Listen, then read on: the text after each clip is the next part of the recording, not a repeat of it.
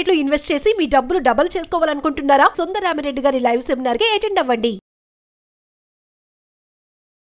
నమస్తే రమగారు. నమస్తే జయ. రమగారు, పిల్లల్ని అంటే పల్లెటూరు వాతావరణానికి కానీ ఆ పద్ధతులకు కానీ అలవాటు చేయటం అవసరం అంటారా? పల్లెటూరు అని నేను ఎందుకు అంటున్నానంటే, మనం ఎంత కష్టపడి వచ్చినా మళ్ళీ ఆ కష్టాన్ని చూడగలుగుతాం. ఫర్ ఎగ్జాంపుల్, బస్సుల్లో తిరిగాము, ఆర్టీసీ బస్సుల్లో తిరిగాము, నడిచి వెళ్ళటం కానీ ఇలాంటి అలవాట్లు మనకుంటాయి. కానీ పిల్లల దాకా వచ్చేసరికి ఏమవుతుందంటే, వాళ్ళు పుట్టక ముందే ఇళ్ళల్లో ఏసీలు ఉంటున్నాయి, ఇంట్లో కారు ఉంటుంది, లేకపోతే పనోళ్ళు ఉంటున్నారు, రోబోలు ఉంటున్నాయి. ఇలాంటి అలవాట్లు ఇవన్నీ కూడా మనకి పిల్లలు వచ్చేసరికి కష్టపడి మనం సంపాదించుకుంటున్నాం. పిల్లలకి ఆ కష్టం అనేది తెలియట్లా. అది తప్పు కాదు కదండి. కానీ ఇలా పెరిగే పిల్లలకి రేపటి రోజున గబుక్కున ఏదైనా అవసరమైతే, పరిస్థితి తారుమారైతే దాన్ని వాళ్ళు ఎంతవరకు రిసీవ్ చేసుకోగలుగుతారు? కష్టం సుఖం చూసి వచ్చిన వాళ్ళైతే ఓకే, తెలియని పిల్లలు ఎట్లా అడ్జస్ట్ అవుతారు? వాళ్ళకి నేర్పించాలా? రేపొద్దున ఏదో కష్టం వస్తుంది, అవన్నీ వీళ్ళకి తెలియాలి అని అలా కాదు, అసలు ఆ పాయింట్ కాదు, అది పెట్టుకోకూడదు. మనం ఏం చూసి ముందుకు వచ్చాము అనేది మన పిల్లలకి రుచి చూపించాల్సిందే జయ. మన పిల్లలకి తెలియాల్సిందే. ఎందుకంటే ఇప్పుడు ఎలా అవుతోంది, ఇప్పుడు సమాజం ఎలా అయింది, ఇవాళ రేపు పిల్లలకి కొన్ని విషయాలు తెలుస్తున్నాయి. పాలు ఎక్కడి నుంచి వస్తాయంటే ప్యాకెట్లో నుంచి, డబ్బాలో నుంచి, మిల్క్ బూత్ నుంచి, అంతే. బియ్యం ఎక్కడి నుంచి వస్తాయంటే రైస్ షాపుల నుంచి లేదా సూపర్ మార్కెట్. అవును, మామూలు కొట్టు, ఒక చిన్న జీవితం అంటే ఏంటో తెలియని స్థితిలోకి సమాజం వెళ్ళిపోతుంది. బ్యాక్ టు నేచర్ అనేది మనకు ఒక ట్రెండ్ ఆల్రెడీ మొదలై ఉంది, మూలాల్లోకి వెళ్ళటము అనేది. అదేదో సినిమాటిక్గా చేయాలంటే చేయలేము. దీనికి మనం ఏం చేయొచ్చు, మనమే మన ఊళ్ళకి వెళ్తాం. ఇప్పుడు హైదరాబాదు మహానగరంలో ఉన్నాం, ఇక్కడ అన్నీ కొనుక్కోవటమే, ఎక్కడ కోసుకొచ్చుకునేది పీక్కొచ్చుకునేది లేదు. ఒక తోటకూర పీక్కొచ్చుకుని వండుకునేది ఉందా? మన కర్మ లేదు కదా, లేవు. అన్నీ కొనుక్కోవటమే. ఈ కొనుక్కోవటం కూడా ఓ బజారు, ఓ మార్కెట్టు, ఎక్కడ లభిస్తుందో, ఎక్కడ పుడుతుందో అక్కడికి వెళ్ళేది కూడా లేదు. మనకి ప్యూర్ అండ్ న్యాచురల్ దగ్గర నుంచి ఇలాంటి రకరకాల పేర్లతోటి బోల్డ్ అని ఉన్నాయి కదా. సూపర్ మార్కెట్లు ఫ్రెష్గా ఎక్కడెక్కడి నుంచో వచ్చి ఇక్కడికి వచ్చినవి.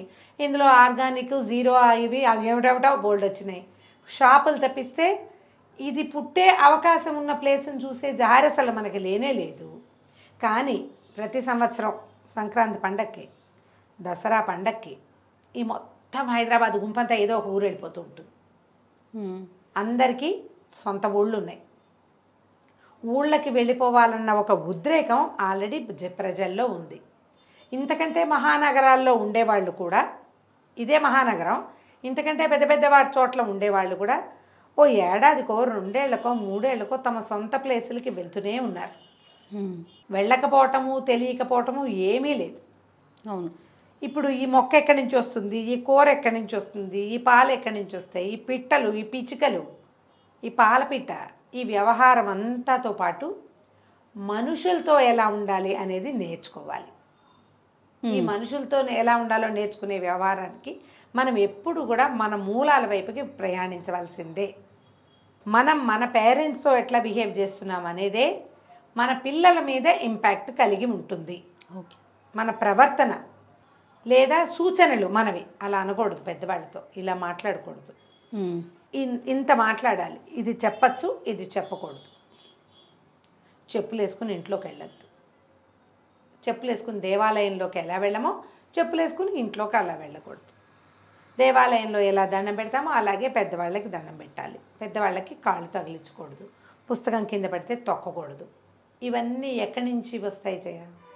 పేరెంట్స్ ఇప్పుడు బిజీగా ఉన్న ఈ కాలంలో వీళ్ళకి కొంచెం ఖాళీగా తాపీగా ఉన్నవాళ్ళు చెప్పగలుగుతారు. ఈ ఖాళీగా తాపీగా ఉండే జనం ఇళ్లలో ఉండే అవకాశం ఇప్పుడు ఉండడల్లా మనకి. అవును, ఉన్నారు కొంతమందికి, అందరికీ ఉండట్లేదు కదా. కొంచెం ఊర్లకి గనక వెళ్తే మన వాడి ఉద్దేశం అదే. అవును, మోహన్ అడిగిన పాయింట్ అదే. వీళ్ళకి పల్లెటూరు జీవితం చూపించాలంటే వాళ్ళకి కష్టం నిష్ఠూరం తెలియాలి అన్నది కాదు భావన. దాంతో అది అసలు అవుట్ రైడ్, అది ఏమన్నాలంటే దాన్ని తీసి పక్కకు పెట్టేసేయాలి. రేపొద్దున ఏదో వీడికి ఇక్కడ కొంప మునిగిపోతే వాడు మళ్ళీ అదేదో సినిమాలో లాగా వెనకెళ్ళి మట్టి పొలం దున్నుకుని బతుకుతారు. ఇలాంటివి నమ్మకండి, అలా జరగదు. అట్లా కాలం మారిపోయింది, అసలు అది జరిగేదే లేదు. కానీ ఒక బేసిక్ థింగ్ తెలిసి ఉండాలి ఎవరికైనా, మూలం తెలియాలి. అంతే. ఈ ఒక్క పాయింట్ పెట్టుకుని సంవత్సరానికి ఒక్కసారో 2 సార్లో 3 సార్లో మీకు అవకాశం ఉన్నప్పుడల్లా పిల్లల్ని మీ సొంత ఊళ్ళకి తీసుకెళ్ళండి. ఏసీలు లేనివి, వాషింగ్ మెషిన్లు లేనివి, డిష్ వాషరు, ఇల్లు ఉడిచే రోబోలు లేనివి, సొంతంగా మనమే గిన్నెలు కడుక్కునేది, సొంతంగా వాకిలు ఉడిచి నీళ్లు చల్లి ముగ్గేసేది, సొంతంగా నీళ్లు తోడేది లేదా మోసుకొచ్చేది, ఓవర్ హెడ్ ట్యాంకులు లేవు. అలాంటి కొన్ని పరిస్థితుల్ని చూపిస్తే అక్కడి నుంచి ఇక్కడికి ఇది మనం ఈ ప్రపంచం ప్రయాణం చేసింది అనే విషయం వాళ్ళకి అర్థమవుతుంది. అండ్ ఈ ప్రయాణపు దాన్ని కష్టం మీరు అనుభవించారు, మనం అనుభవించాం, ప్రయాణం చేశాంగా మనమంతా. మరి మనకేమున్నాయి ఓవర్ హెడ్ ట్యాంకులు, నా మొహం ఇప్పుడు కదా వచ్చినాయి. అవును రమ్మగారు, పంపుల్లో నీళ్లు కొట్టుకున్నాం, బావుల్లో నీళ్లు తోడుకున్నాం, కాలేజీకి ఆర్టీసీ బస్సులో తిరిగాం, నడిచి వెళ్ళాం, రిక్షాలు ఎక్కేవాళ్ళం. అవును రమ్మగారు. నేను బందర్లో రిక్షాలు చాలా మిస్ అవుతాను చెయ్య. ఇప్పుడు నేను కూడా రిక్షా ఎక్కి వెళ్ళేదాన్ని రమ్మగారు. రిక్షాలు లేవు, ఏం లేవు. గూడు రిక్షాల్లో పిల్లలు కూర్చుని గూడు రిక్షా ఉండేది. స్కూల్ పిల్లలు అటు 3, 6, 8 కూర్చునే వాళ్ళు, అటు ఇటు కూర్చుంటే గూడు రిక్షా. ఏవో రోజులు అవి. ఇప్పుడు వాడెవరు శారీరక కష్టం, ఒక మనిషి శారీరకంగా తొక్కితేనే కదా రిక్షా. పోనీ రిక్షాలు వదిలేద్దాం. అసలు వీటికి ఇది స్టార్టింగ్. ఇది వరకు ఇలా ఉండేది. ఇది మనము తెలియచేస్తూ ఉంటే ఏమవుతుందంటే పిల్లలంతా నేల విడిచి సాము చేయకుండా ఉంటారేమో అనుకుంటా నేను, నా ఉద్దేశం. ఇప్పుడు ఏ ఫెసిలిటీస్ మనకి లభిస్తున్నాయో అవి లేకపోతే కుదరదనే భావంలో ఉండకూడదు. లేకపోతే ఇది వరకు అసలు ఉండేవి కాదు, ఇప్పుడు అవన్నీ ఉన్నాయి. ఓ రోజు లేదు, ఓ పూట కరెంట్ లేదు, ఫోన్ లేకపోతే పై ప్రాణాలు పైన పోతున్నట్టు, ఫ్యాన్ లేకపోతే కుదరదు, ఏసీ లేకపోతే కుదరదు, రోబో లేకపోతే ఇల్లు ఉడుచుకోలేము, వాక్యూమ్ క్లీనర్ లేకపోతే కుదరదు. అవును. ఈ కుదరదనే ధోరణి లేకుండా కావాలంటే మన ఒళ్ళు ఉంచి మనం పని చేసుకోవచ్చు. కుక్కు లేకపోతే కుదరదు, వంట మనిషి లేకపోయినా కుదరదు, కొన్నేళ్లలో పని మనిషి లేకపోతే కుదరదు. అవును. ఇవన్నీ వచ్చినాయి, పెరిగింది, మనకి ఐడియాలజీ పెరుగుతోంది కదా. అవి లేకపోయిన రోజులు బోల్డ్ ఉండేవి, మేము అవన్నీ చూసాము. లేకపోయినా ఉండొచ్చు, మన సంగతి మనమే చూసుకోవచ్చు. ఆ సొంతంగా చేసుకునే దాంట్లో ఒక సంతోషం లభిస్తే వాళ్ళు చేసుకుంటూ ఉంటారు. అవును. అప్పుడు ఇంత డిపెండెన్సీ ఉండదు. అది లేకపోతే కుదరదన్న భయం ఏం లేదు మనకి. ఆల్టర్నేట్ ఉంది, ఇలా చెయ్యొచ్చు అని కొన్ని ఐడియాలజీని మనం కలిగించడానికి పాత వాటికి, ఆ పల్లెటూర్లకి వాటికి తీసుకెళ్తాం, మనుషులతో, పెద్దవాళ్ళతోటి. ఇది మాట్లాడచ్చు, ఇది మాట్లాడకూడదు, ఎంత ఎక్స్ప్రెసివ్గా ఉండాలి, ఎంత ఉండకూడదు, ఎస్, ఇవి తెలియజేయాలి. ఇది అవసరమే. మీకు అవకాశం ఉన్న ప్రతి వాళ్ళు అది చేయండి. ఓకే. మనం ఏం చేస్తాం, మన చిన్నప్పుడు మనం పురాణాలు తెలుసుకునేవాళ్ళం. ఇప్పుడు పురాణాలు అందరికీ తెలుసు, తాత మామ ఏం చేస్తారో తెలియదు. ఎందుకంటే పురాణాలకి ప్రచారం లభిస్తోంది. అవును కదా.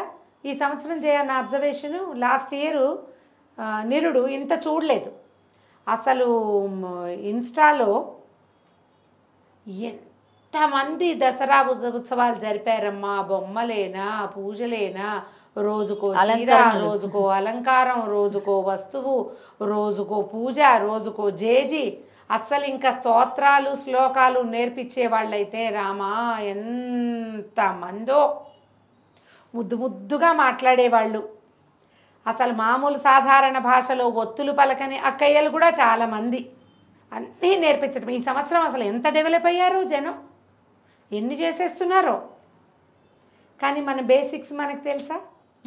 అది ఆలోచించి ఆ బేసిక్ థింగ్స్ని మనము తెలుసుకోవాలి, మన పిల్లలకి తెలియచేయాలి. ఇప్పుడు మీరు పెద్ద పూజ చేయకపోయినా, అదేంటో మంత్ర జపాలు చేసేలేకపోయినా సాధారణ పూజ మన ఇళ్లల్లో మన తాత మామ వాళ్ళు ఏం విధానం పాటించేవాళ్ళు అది తెలుసుకోవాలి. దానికి ముందు తాతని, మామని, అమ్మమ్మని, తాతమ్మని తెలుసుకోవాలి కదా.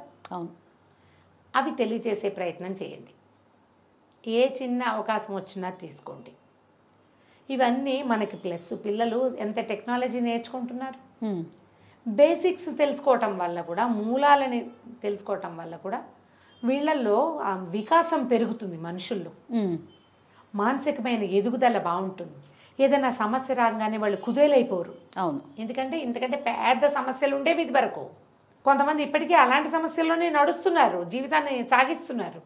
మనం ఎందుకు చేయలేం అనిపించాలి. ఈ ఫోన్ కొనిపెట్టలేదు, సినిమాకి పంపలేదు, బయటికి వెళ్ళనివ్వలేదు, వాటి కోసం ఏమిటేమిటో చేసేసుకుంటామంటున్నారు. అవును. 4 మార్కులు తక్కువ వచ్చాయి, ఓ చిన్న ప్రాబ్లం వచ్చింది, హ్యాండిల్ చేయలేక తతర్బితర్లాడిపోతున్నారు. అసలు ఏమీ లేకుండా, ఏ అవకాశము లేకుండా పూర్వం ఎట్లా నడిచింది అది తెలియాలిగా పిల్లలకి. ఖచ్చితంగా. ఇవన్నీ మీ బేసిక్స్ తెలియచేయటమే కాదు, మీ పిల్లలకి నిర్ధాతనాన్ని పెంచడానికి, స్థితప్రజ్ఞత రావడానికి. ఎంత మంచి పదం చూడు, అవును. స్థితప్రజ్ఞత అది రావాలంటే మనం Back to మన roots. జీవితం బ్యాక్ టు రూట్స్ ఎప్పుడు అవసరమే. మన జీవితాలు ఎలా గడిచినాయి, మనం ఏం చేసాం. చాలా మందికి ఒక ప్రాబ్లం ఏముంటుందంటే, మనం అదేదో చాలా సఫర్ అయ్యాం, మన పిల్లలకి ఆ సఫరింగ్ ఇవ్వకూడదు అనుకుంటారు. అసలు అప్పుడు ఆ రోజున అది సఫరింగ్గానే ఉండేది కదా. నువ్వు బస్ ఎక్కేదాన్ని, ఈ కష్టం ఏనాటికి తీరుతుంది అనిపించిందని ఏది లేదు రమ్మగారు, ఆడుతూ పడుతూ వెళ్ళేవాళ్ళు హ్యాపీగా. మేము రోడ్డంతా మా దారంతా నడిచి రోడ్డు మీద నుంచి అక్కడ బస్ ఎక్కేవాళ్ళం. మళ్ళీ రోడ్డు మీద దిగితే నడువు అంతే. ఎంత హాయిగానో ఆడుకుంటూ పాడుకుంటూ తిరిగేవాళ్ళం. అబ్బో ఇదంతా ఇప్పుడంతా చాలా చచ్చాను తెలుసా అని చెప్తారు. ఎందుకు అలాంటివి చెప్పకండి, ఏం చావాలా, చిన్నప్పుడు అవన్నీ ఎంజాయ్ చేశారు మీరు. అవును. అదే మన జీవితంగా ఉండేది. ఇక్కడ కారెక్కి అక్కడ దిగటం, అక్కడ కారెక్కి ఇక్కడ దిగటం ఆనాడు లేదు. లేదు లేదు రమ్మగారు. కార్లు బస్సులు ఉన్నా ఎక్కడో ఎక్కి ఎక్కడో దిగాల్సి వచ్చేది. అవును. బస్సులున్నా కూడా అది తెలియచేయండి. మీరు కూడా జ్ఞాపకం చేసుకోండి. స్వీట్ నథింగ్స్ పాతవి చాలా బాగుంటాయి. అప్పుడప్పుడు వెళ్ళి పల్లెటూళ్ళల్లో గ్యాస్ స్టవ్ లేకపోయినా పర్వాలేదు, స్టవ్ వెలిగించుకుందాం, కుంపట వెలిగించుకుందాం, పొయ్యి వెలిగించుకుందాం, పచ్చడి చేసుకుందాం, నేల మీద కూర్చొని తిందాం, నేల శుభ్రం చేద్దాం, వాకిట్లో నీళ్ళు చల్లుదాం, ముగ్గేద్దాం, మొక్కల గొప్పులు దవ్వుదాం. లాంటి సాధారణ చిన్నప్పుడు మనం సహజంగా చేసిన క్రియల్ని చేయండి. మీ ఆత్మ చాలా సంతోషిస్తుంది. తప్పకుండా రమ్మగారు. పిల్లల్లో వికాసం కనపడుతుంది, మానసికమైన వికాసం చాలా బాగా కనిపిస్తుంది. హాయిగా వాళ్ళని కూడా ఎంజాయ్ చేయనివ్వండి. నమస్తే అండి. నమస్తే.